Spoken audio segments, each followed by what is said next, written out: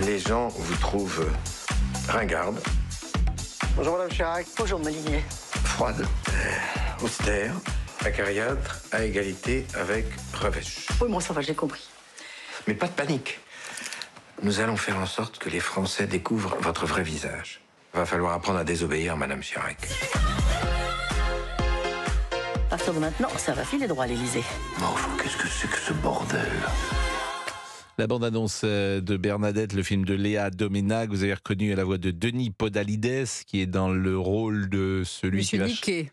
qui va changer l'image de Bernadette Chirac, et puis vous avez reconnu évidemment Catherine Deneuve. Donc c'est un film que vous avez vu, mais ce qui nous intéresse évidemment, c'est Madame Chirac, puisque cette femme est une histoire française également, et vous l'avez connue, vous l'avez rencontrée de nombreuses fois. Quelle part a-t-elle parmi toutes ces premières dames?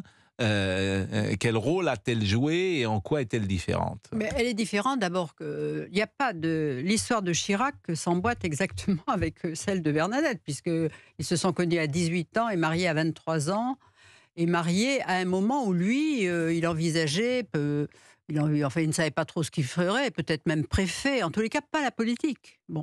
Et c'est son entrée par hasard chez Georges Pompidou qui a fait qu'on lui a dit pour les élections de 1967 d'aller se présenter en Corrèze.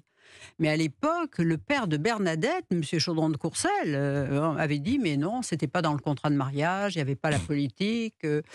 Et donc, ça avait un peu tangué dans le couple, mais M. Chirac père, le père de Jacques Chirac, lui a dit mais quand on est marié, on suit son mari. Donc elle avait plus le choix. Et voilà, et elle... alors dire qu'elle s'est prise au jeu... C'est difficile parce qu'il faisait campagne, elle l'accompagnait de temps en temps, mais elle s'est habituée à la vie d'une femme, d'un homme politique, c'est-à-dire qu'il n'était jamais là. Vous voyez, donc elle a quand même eu des années difficiles où on ne parlait pas d'elle. Au début, quand Jacques Chirac était ministre à l'agriculture, où il était de tous les postes qu'il a fait, on la voyait très peu, sauf dans les... Mais on voyait peu les femmes à ce moment-là, des hommes politiques, on la il n'y avait voyait pas la pipolisation. Un peu dans les garden parties, on trouvait que ça allait être une femme qui savait pas encore s'habiller, qui était une aristocrate. une aristocrate, mais très très timide, quoi. Bon. Moi, je dirais que l'éclosion de Bernadette Chirac, elle s'est faite à la fois quand en 79, vous voyez, c'est assez tard, où déjà il avait démissionné de son poste de Premier ministre, où il était déjà en bagarre totale avec Valéry Giscard d'Estaing, mais elle, en 79, elle est élue conseillère générale de la Corrèze. Et lui, il avait sûrement envoyé un peu en Corrèze pour respirer un peu, pour être tranquille, mais il n'imaginait pas. D'ailleurs, elle dit que c'est le plus beau jour de sa vie. Oui. Parce que tout d'un coup, elle s'est aperçue que sur le terrain, elle plaisait aux gens, vous voyez, alors qu'elle peut être snob comme un pot de chambre. Bon, mais elle était dans les cours de ferme, partout, puis elle écoutait les gens, elle allait dans les avec sa petite Peugeot rouge, mais elle connaissait tout et tout le monde.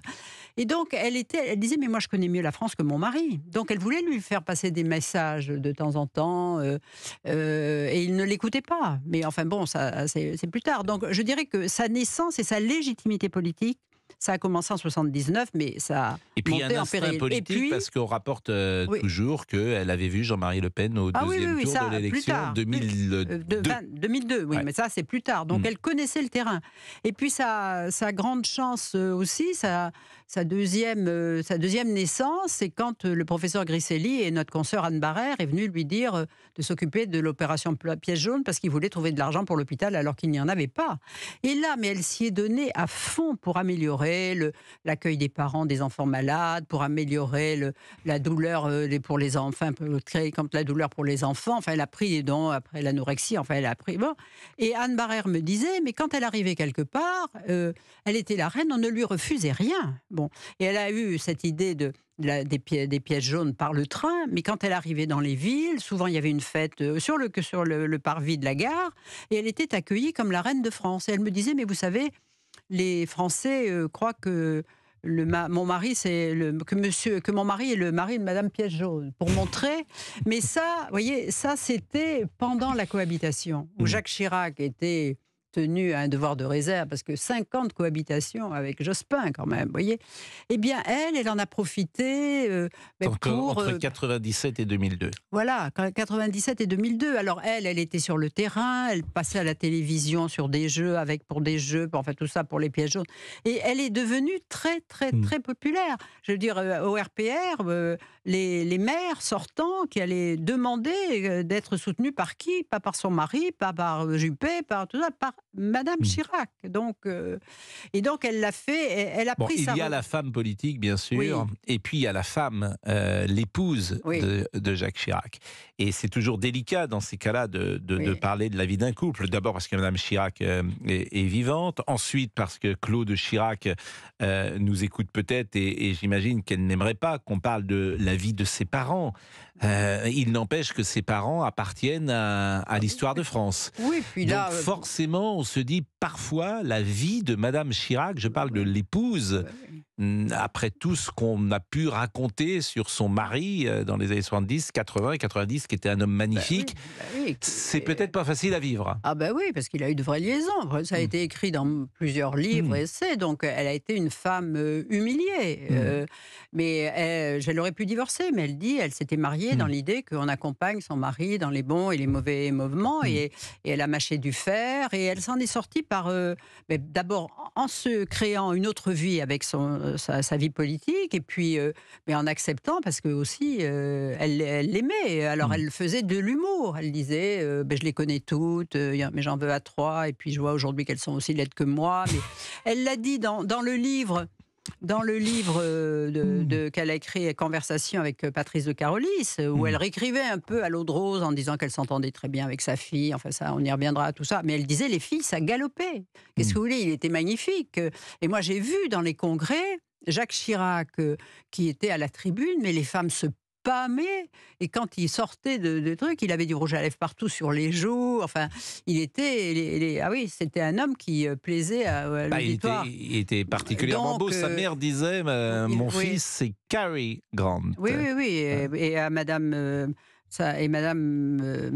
Chirac disait à Madame Chaudron-Troussel, mon fils aurait pu épouser n'importe qui. C'est d'ailleurs mieux que votre fille. Donc ça voulait dire ça quand même. Voilà, ce qui n'était pas très... Il était surnommé l'hélicoptère à Sciences Po, Jacques Chirac, parce qu'il bougeait sans arrêt les jambes. Et elle était surnommée la tortue. Mais Jacques Chirac rappelait que la tortue a gagné dans la fable. Oui. Mais non, mais parce que c'était un couple finalement. Je ne sais pas si Jacques Chirac a épousé Bernadette par amour, parce que voilà, il se marie 4 jours après, il fait son service militaire, il aurait pu avoir une plainte, il part en Algérie, il reste 1 an, il voulait pas revenir. Il voulait même pas faire l'ENA, il voulait rester militaire. Ça prouve qu'il n'était pas très pressé de rentrer. Mais vous c'est voyez, aussi donc, une histoire française, mais Catherine. à la fois, oui, c'est une histoire française. Parce que c'est des couples à l'ancienne. Le couple Chirac, c'était aussi parfois le couple de nos parents. Mais oui, mais vous savez, je vais vous dire... Et pas que ceux qui faisaient de la politique. Vous savez, quand Claude l'avait mise de côté, qu'elle m'avait fait venir à l'Élysée, et que j'avais rendez-vous avec elle, et je demande à Madame Chirac à l'entrée, on me dit, on me conduit chez Claude Chirac. Donc j'étais en retard, et c'est là où elle me dit, mais vous ne saviez pas que mon mari était veuf. Voilà, donc. Mais pendant que notre entretien, où on préparait l'interview que nous devions faire quelques jours après, mais Jacques Chirac l'a appelée 3 fois. Il l'appelait tout le temps. Elle était son point fixe. Il ne pouvait pas se passer d'elle. Et quand elle devait rentrer un soir de Corrèze et qu'elle prolongeait d'1 jour, il dit, mais Bernadette, vous n'êtes jamais là. Donc il l'a demandé. Donc c'était... Les Chirac, c'est un clan... on ne peut pas comprendre, ils étaient à part. Bon, parce que Bernadette me disait beaucoup de mal de sa fille. Elle me disait, mais elle me pique mon mari. Elle me disait des choses qui étaient quand même bizarres. Mais si je me gardais bien de dire qu'elle avait raison, parce que si j'avais dit si j'avais dit la moindre chose sur Claude, mais elle m'aurait plus parlé pendant 6 mois, vous voyez. Donc on peut pas. En tous les cas, ça a été un couple uni pour la conquête du pouvoir. Et elle était une guerrière. Elle est devenue une guerrière à côté du guerrier. Voilà. Elle avait dit, je crois, je me demande si les Français aiment vraiment mon mari après la défaite de 1988, parce qu'il perdait pour la 2e fois à l'élection présidentielle, et c'est vrai que le soir de 88, on mise peu sur lui. D'ailleurs, il y a la fameuse question de Arlette Chabot à l'automne 94 qui lui dit, est-ce que vous irez jusqu'au bout qui est une question terrible. Et il dit, mais vous plaisantez, c'est de l'humour, Madame Chabot? Parce qu'à l'époque, Édouard Balladur est plutôt donné gagnant. Tout à fait, d'ailleurs. Donc c'est une histoire Italien. française qu'on Oui. raconte là. On est avec Catherine Ney. On va marquer une pause, 12h28. On parlera de Michel Sardou. C'est amusant d'ailleurs notre programme aujourd'hui. El Kabbach, Chirac, Sardou. C'est une histoire française. Les trois sont dans l'actualité. Hélas, parce que Jean-Pierre est mort. Michel Sardou qui a 10 ans de moins pile. Il est de 1947. Il a chanté hier soir à Rouen et on pourra écouter sans doute des spectateurs qui étaient dans la salle. Et puis Bernadette Chirac parce que le film sort aujourd'hui et j'ai vraiment envie de le voir. D'abord parce que Catherine Deneuve doit être formidable. Oui, oui. Et puis même si le film n'est peut-être pas... Et puis c'est une comédie en Voilà, riz. on a envie Voilà. de sourire. Ah, alors, Pascal, j'ai oui. une question justement. Ah, une question Oui. pour qui? Avant ou après le déjeuner, Pascal? Avant ou après le déjeuner? Ah, là, vous faites une Jean-Pierre El Kabbach, là. Là, vous me faites une Et Jean-Pierre là, El vous me dites de Kabbach. quoi vous parlez, Olivier? De quoi vous parlez, Olivier? La séance de cinéma à laquelle on va tous aller ensemble voir Bernadette, vu que vous nous invitez, non? Mais je veux bien, mais je vous rappelle que l'après-midi, je travaille aussi. Ah, vous travaillez l'après-midi? On a terminé sais avec pas. Bernadette. Est-ce qu'on peut libérer Alors, on peut libérer Catherine Ney? Oui. Bon, Catherine, je voudrais vraiment vous remercier. Mais Catherine souffle. Oui. D'abord parce que c'est un plaisir. D'abord parce que vous appartenez à la légende et la mémoire de cette maison. Et on vous écouterait. On est avec Moi, je Géraldine. vois les paroles de Catherine Ney que j'écoutais lycéenne en prenant mon petit déjeuner à la radio. Et on vous écouterait des heures parce Ouais. que, effectivement. Et vous ne dites pas tout. Je suis sûr que ce que vous dites, c'est la racine carrée de ce que vous savez. Je dis ce qui me vient à l'esprit aussi. Quand même. Catherine Ney que vous retrouvez vendredi matin chez Dimitri Mais Pavlenko. Et puis les grandes voix aussi Mais oui, de 10h à mais oui, 11h. j'en suis Aux ravie. côtés de Michel Cotta, Gérard Carrérou et Charles Villeneuve. Eh bien, merci beaucoup, Catherine. Il est 12h29. La pause, à tout de suite. Vous écoutez Europe 1.